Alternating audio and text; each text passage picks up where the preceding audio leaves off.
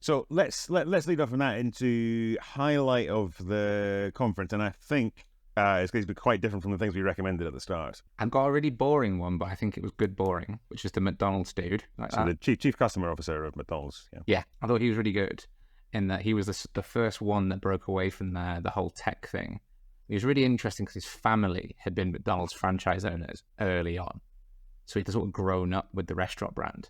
Okay. But like, as he talks it through, everything they've kind of done is like, when just someone explains through their business decisions and you're like, oh yeah, that makes sense. That's quite smart and that makes sense. So there's no shock. There was no awe. It was very much like, we make 65 million burgers a day and we do it really quite efficiently.